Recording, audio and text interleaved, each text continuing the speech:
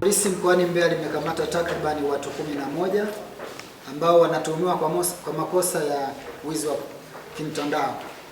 Watuhumiwa hao 11 wamekamatwa wakiwa wanatuma message.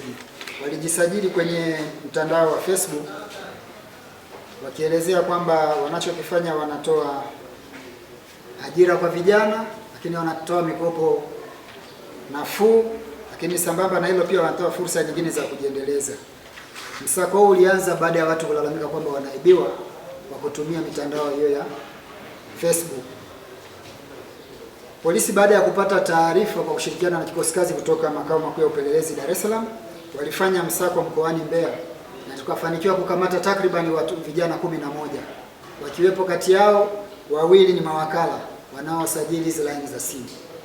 Katika msako ulioendeshwa mwezi huu wa pili kwenye mji wetu wa Mbeya, tulifanikiwa kuwakamata mtuhumiwa wa kwanza anayejulikana kwa jina la Alfred Kigunga ambaye amepanga hapo, lakini wa pili anajulikana kwa George Bebeja, watatu anajulikana kwa jina la Eliudi Mahenge, wa nne anajulikana kwa jina la Filipo Walanga, watano ni Gasto Sanga, wa sita John Michael, wa saba Emmanuel Edwin Kalelo, wa nane Daudi Xavier Sanga, wa tisa ni Junior Kawanga, wa 10 ni Caston Ebert Tweve na wa 11 ni Alpha Kayoka.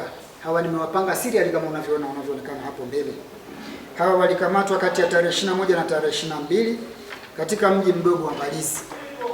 Mbinu wanayotumia katika uhalifu hawa ni kufungua akaunti za Facebook kwa majina ya baadhi ya viongozi wa serikali, viongozi wakubwa tu waandamizi, lakini pia wametumia jina la mheshimiwa mkuu wa wilaya ya Kisarawe, Mheshimiwa Joketi Mwegelo.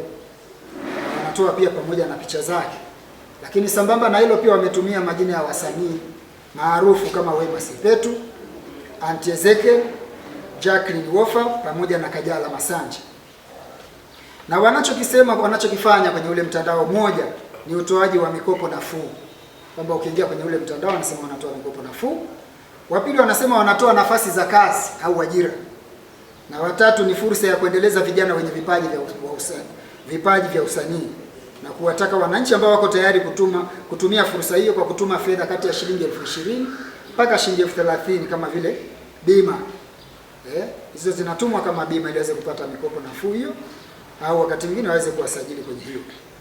Aidha, namba hizo wahalifu huzinunua kwa mawakala wa kusajili line wasio waaminifu. Katika hao watuhumiwa 11 ambao jeshi la polisi ndio tunawakamata, wako wawili ambao ni wasajili. Nao wanasema wanatumia nafasi ile ile ya kusajili line kuweza kuhakikisha wanapata na line nyingine za uhalifu. Kwa hiyo unapeleka kitambulisho chako cha NIDA, pale ndani ukiweka kidole anaweza kwambia mtandao unasumbua. Baadaye subiri kidogo, weka tena mara ya pili. Ile unaweka mara ya pili tayari line fake zimeshatoka, zitaenda kwa watu wengine na hizo nyingine ambazo ni za kwako watakupa. Watuhumiwa wamehojiwa na kukiri kufungua akaunti mbalimbali batili za Facebook za Mheshimiwa Joketi Mwegelo wa Kisarawe kama nilivyosema, pamoja na hao wasanii. Aidha, katika watuhumiwa 11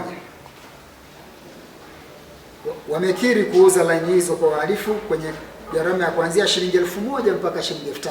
Ikiwa na shilingi 1,000 mpaka 5,000 unaweza kupata line ambayo hujaisajili kwa kitambulisho chako. Sasa natoa wito.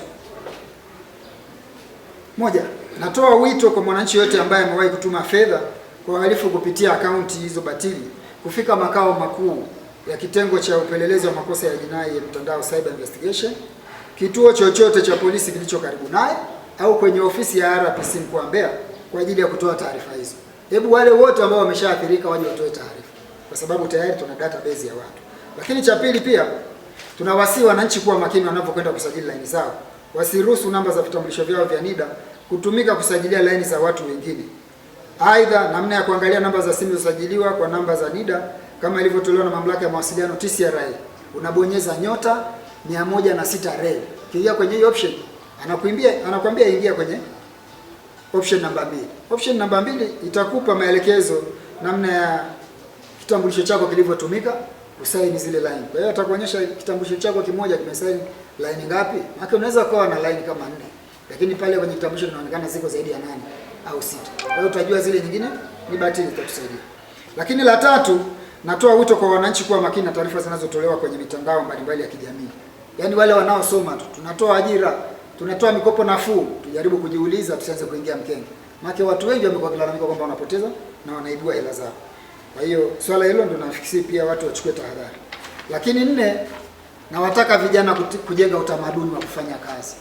Tuache yale mambo ya kusema unaweza ukaingia tu kwenye mtandao ukapata hela kiulaini bila kufanya kazi kama anasema Mheshimiwa Rais. Kwamba angalau watu wafanye kazi ili waweze kupata hela, na kazi za kufanya zipo nyingi. Lakini sambamba na hilo, kwenye zoezi hilo, kwenye msako unaoendelea, tumeweza kufanikiwa kukamata hizi unazoona, hizi ni mazalia ya uhalifu huo. Wote wanakiri kwamba fedha hizi unazoziona hizi ni hela halali, sio hela feki. Ziko zaidi ya Laki 6 hapo na kitambulisho hicho. Sasa tunaita ni proceeds of crime, kwamba hizi baada ya kutapeli wameweza kupata fedha hizi. Lakini pia TV unayoiona na hiyo kideski unachokiona na hizi yote, haya ni mazalia yote ya uhalifu. Kwa hiyo ni fursa pia kuambia Watanzania kwamba uhalifu haulipi.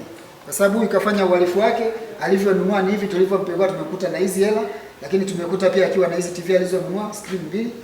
Sasa hizi zote hizi tutahakikisha kwamba tunamfikisha mahakamani na atafungwa kutokana na. Jina naitwa Detective Constable Ali, ni askari wa upelelezi wa makosa mitandaoni. Wanachokifanya hawa wahalifu tuliowapata ni kwamba wakishafungua hizo akaunti batili kwenye mtandao wa Facebook kwa majina ya viongozi kama alivyoeleza afande kamanda hapa. Viongozi ambao wametumika sana sana ni Mheshimiwa Joketi Mwegelo ambaye ni mkuu wa wilaya ya Kisarawe, pamoja na wasanii maarufu kina Wema Sepetu, Kajala Masanja, Auntie Ezekiel pamoja na Jacqueline Wolper. Wakishafungua hizo akaunti batili, huwa wanaweka pale namba za simu ambazo ni namba ambazo za kutapilia tunaita. Wakishaweka namba za simu pale, basi wanamtaka yule mteja ambaye anahitaji hizo huduma, mfano anataka kujifunza mambo ya sanaa au anahitaji kazi au chochote ambacho anakuwa pale amekiweka tangazo pale huyo mhalifu, basi wanaweka namba ya simu pale. Namba ya simu anaelekeza kwamba njoo WhatsApp. Njoo WhatsApp, basi mteja akifika pale WhatsApp anaanza kuchat na huyu mhalifu. Mteja pale anakuwa ana shida labda na kazi. Kwa hiyo mteja anamwambia basi tuma hela labda ya fomu shilingi 20,000 au 30 kama alivyosema afande RPC hapo. Akishatuma hizo hela anaanza kutaka kuwasiliana labda na huyu mhalifu. Kwa sababu mhalifu anachokifanya, hizi simu zao wanazozitumia, hizi simu zinakuwa zina application moja inaitwa Magic Voice.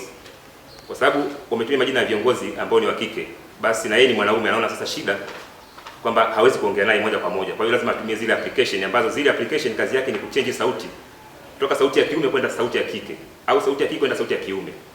Basi yeye anabadilisha sauti inakuwa sauti ya kike. Kwa hiyo mteja anapokuwa anaongea naye anaamini anaongea na Wema Sepetu au anaongea na Mheshimiwa Joketi, kumbe sivyo. Mwisho wa siku, baada ya kuona labda mteja anamtinga sana, anaamua kumblock ili asipate usumbufu tena. Anamblock yule mteja ili asiweze kumpata, na ndipo mteja anapoona sasa hivi labda huyu mtu sio mwenyewe, labda mtu alikuwa ni tapeli na kuja kituo cha polisi kutoa taarifa. Hizo ndizo njia ambazo wanazitumia sana sana. Lakini pia vile vile kwa mawakala kama alivyosema afande RPC. Mawakala hawa wanachokifanya, mteja anapofika pale, mteja ambaye anakuja pale kutaka kusajili line, akifika pale wanamwambia mtandao unasumbua. Tia dole gumba lako hapo. Mteja anatia, anaamini mtandao kweli unasumbua, kwa mtandao usumbui, anakuwa shasajili line yake moja, lakini pia kuna line nyingine ambayo anakuwa amesajili pasipo mteja yule kujua. Mwisho wa siku hiyo line inauzwa kwa watu ambao wanafanya hiyo biashara ya kutapeli watu mitandaoni.